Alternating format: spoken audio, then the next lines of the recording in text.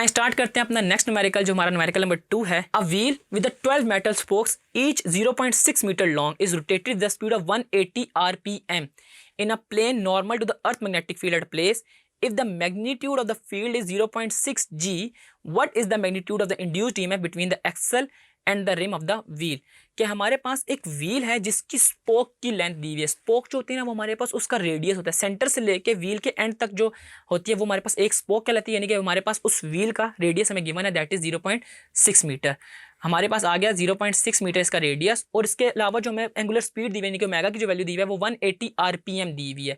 180 rpm का मतलब है कि वो 180 जो राउंड है वो पर मिनट ले रही होती है। अब इस 180 rpm को हम कन्वर्ट करेंगे इन टर्म्स ऑफ रेडियन। जब मैं इसको in terms of radian convert करूंगा तो इसको मुझे 2π/60 से मल्टीप्लाई करना होगा। तो मैं क्या करूंगा, इसको 180 को मल्टीप्लाई कर दूंगा 2π/60 से, तो मेरे पास ये आ जाता है इक्वल टू 6π। ठीक है जी। तो यूँ हमने देखा कि हमने इसमें एंगुलर स्पीड भी निकाल ली और हमने रेडियस भी फाइंड कर लिया। इसमें मैग्नेटिक फील्ड आपके पास गिवन है 0.6 g, और यानी कि वो हमारे पास जो मैग्नेटिक फील्ड है उसको हम b से रिप्रेजेंट कर रहे होंगे, और ये हमारे पास 0.6 g है। इसका मतलब है मेरे पास इक्वलेंट होगी 0.6 × 10⁻⁻⁴ टेस्ला के। जब हम g को in terms of Tesla convert कर रहे होंगे तो हमारे पास वो -4 के इक्वलेंट होगी। इसके अलावा आपको इसमें एक चीज़ रिकॉल करनी होगी, जो हमारे प्री इंजीनियरिंग के स्टूडेंट हैं उनको इस चीज़ का आइडिया है कि जो एरिया ऑफ द सर्कल होता है वो होता है ½ r²θ। ठीक है, हम उसको ½ r² θ में पुट करेंगे इसकी वैल्यू, और हम एरिया को फाइंड करके इसकी EMF को फाइंड कर लेंगे। तो आए हम इसमें सबसे पहले इसका एरिया फाइंड करते हैं। एरिया है हमारे पास, area is equal to ½ r²θ। और थीटा जो है आपको पता है हमारे पास क्या है, थीटा हमारे पास इसमें 6π के इक्वलेंट होता है। ठीक है, अब ये मेरे पास एरिया आ गया है। अब इसमें मैं इंड्यूस्ड EMF का भी फार्मूला साथ साथ ही लिख देता हूँ। जो हमारे पास इंड्यूस्ड EMF का फार्मूला होता है वो होता है E = डेल्टा × BA/डेल्टा t। ठीक है जी।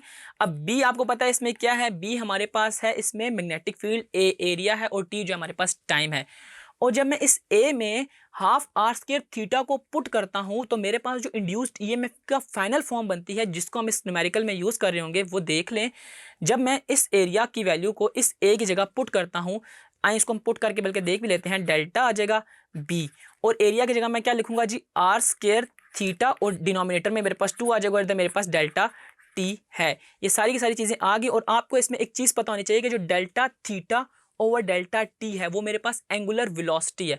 बच्चों आपको ये चीज़ याद रखनी है, ये हमारे पास अपने प्रीवियस कॉन्सेप्ट से चीज़ें लिंक कर रही हैं कि जब भी rate of change of angular motion होगा तो वो मेरे पास एंगुलर वेलोसिटी होगी, जो मैंने अभी निकाली थी इन टर्म्स ऑफ ओमेगा, जो कि हमारे पास 6π के इक्वलेंट थी।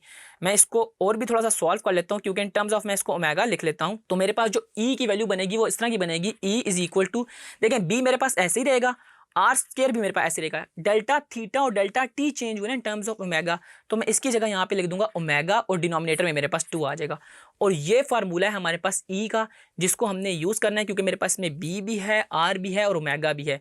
आए 1 बाय 1 करके इन तमाम की वैल्यूज में पुट करते हैं और देखते हैं हमारे पास इंड्यूस्ड EMF कितनी आती है। हमारे पास E = आ गया है, E =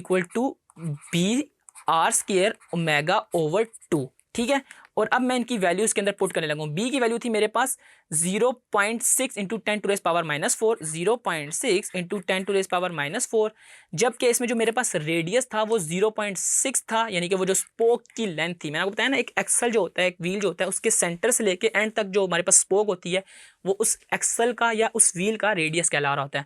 और साथ में ओमेगा को पुट कर देता हूँ, और ओमेगा है मेरे पास इसमें 6π, और डिनोमिनेटर में मेरे पास आ जाएगा 2, और जब मैं इन सबको आपस में मल्टीप्लाई करता हूं तो मेरा आंसर आता है E = 2.03 × 10⁻⁻⁴ वोल्ट। तो यूँ आपने देखा कि अगर हमारे पास ये तमाम चीज़ें गिवन हो तो हम इसके ज़रिए कैसे इंड्यूस्ड EMF निकाल सकते हैं। इसमें हमने अपने प्रीवियस कॉन्सेप्ट्स काफ़ी ज़्यादा रिकॉल किए, जिसमें हमने देखा कि कैसे एंगुलर मोशन को हम एंगुलर वेलोसिटी में कन्वर्ट कर रहे थे, और कैसे RPM से हम चीज़ें इन टर्म्स ऑफ रेडियन लेके आ रहे थे। आई होप आपको ये न्यूमेरिकल समझ आया होगा। See in the next video with a new numerical.